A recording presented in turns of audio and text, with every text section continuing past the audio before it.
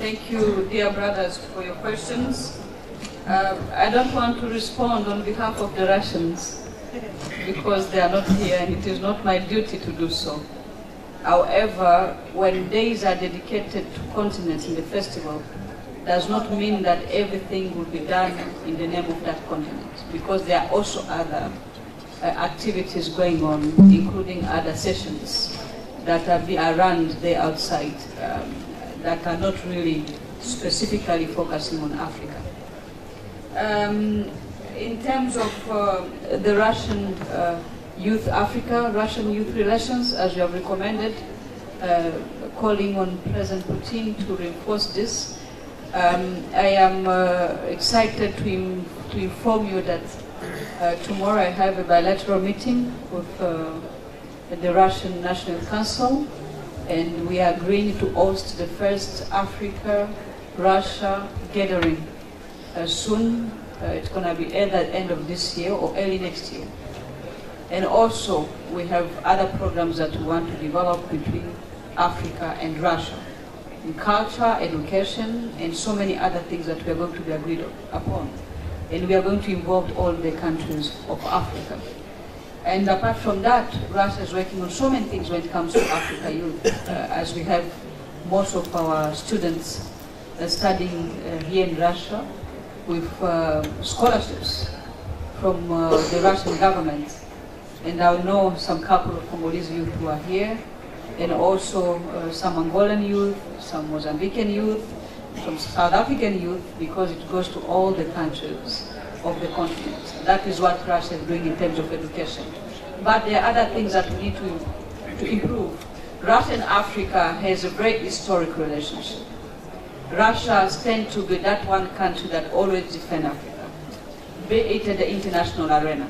So our political, diplomatic relations between Africa and Russia, it cannot be comparable. We cannot compare it with other relationships that we are having with other continents. Russia has been supporting Africa, be it in the United Security Council, United Nations Security Council. As you know, it's always the 5 countries, but Russia and China always stand with Africa. So this is to tell you that we stand very good relationship between Africa and Russia, and we need to improve that. So also this festival shows that the government of Russia, President Putin, His Excellency President Putin, for sure acknowledged the agenda of the youth in the world. And this is why Russia is hosting the festival. And this is why we are all of us here in Sotchi today. If Russia did not recognize the agenda of the youth in the world and also the African youth, most of us were not going to be here. We have close to 40 countries, African countries here in Sotchi. African countries in Sotchi, which shows that we have a very good relationship with Russia. There are some youth from Africa that were also sponsored by Russia to come to this festival. So we acknowledge all this, and we just want to inform you that Africa is having strong ties when it comes to diplomatic issues with Russia, and we want to improve. So in terms of democracy, as you have said, the eternal presidents that we have on the continent and so on, I want to remind you that the history of Africa stands on its own in terms of democracy. What we define as democracy in Africa is what can benefit the people of Africa and what the African people want. We have seen, even in Europe, those leaders who have stayed more than African leaders. And yet we call it democracy. So democracy is what the people defines as democracy. If the people of that country defines and decide that democracy, they have the right to do so. However, it is within the legal documents that this country has in terms of respecting it that need to be respected. However, that does not mean the so-called today being used human rights and also regime change, which is being forcing African leaders, even those in respect of their mandates, to get out of power is unacceptable, because it only serves the imperialist interests. We have presidents that are in power, including the one in South Africa, President Jacob Zuma, and many others who are being threatened by the outside power, passing through the people to destabilize peace and stability in our respective countries. That is unacceptable. Democracy is what our people want, and when they want it, not the democracy that is being imposed on us, because we have seen in Germany that is called democracy. But in Congo, my country, it is not called democracy. And the international community is not doing justice to so many countries. The same way we define democracy in certain countries because of interest, the same way we keep our eyes closed on other countries.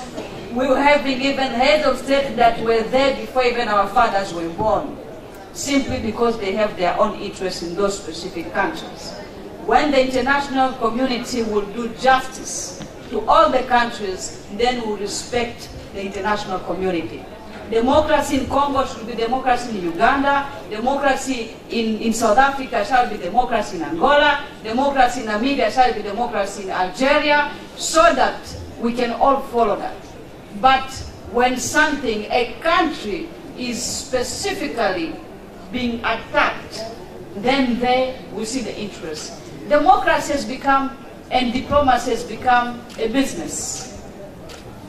It has become a business where we are making richer the lobbyists, who are lobbying on the specific issues of those countries, forgetting the interest of the people of those countries.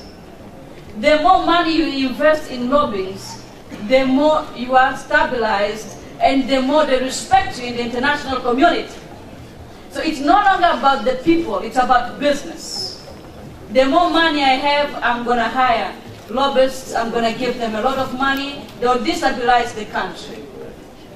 Do we have the peace we want in Central African Republic after elections?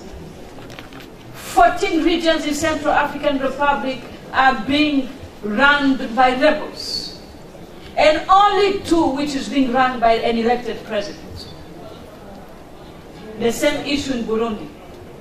The same issue in South Sudan. We thought separating South Sudan from Sudan was going to be the best issue, the best strategy. We thought all the international community were on South Sudan to gain independence. Was going to be the solution of South Sudan. But as we speak, the issue of South Sudan is on all international peace agenda, as well as Central African Republic, and also my own country, Democratic Republic of Congo.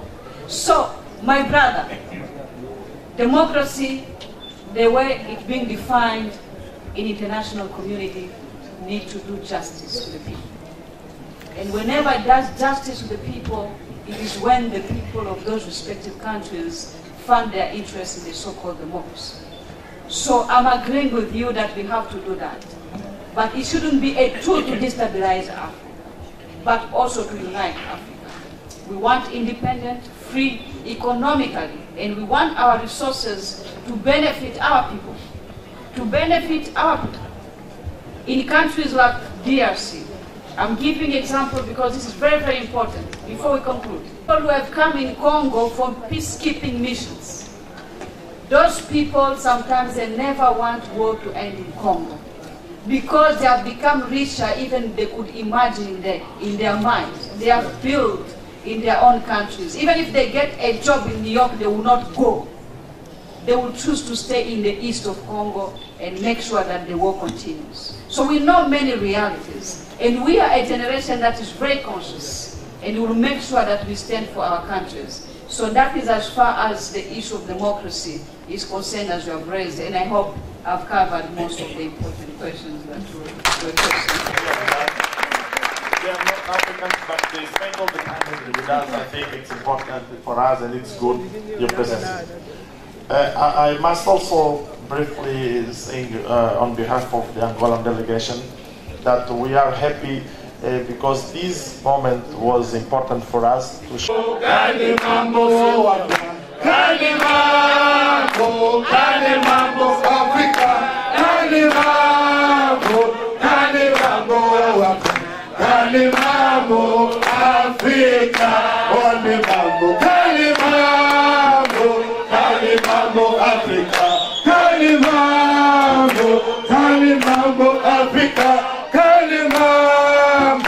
Kalimambo Africa, Kalimambo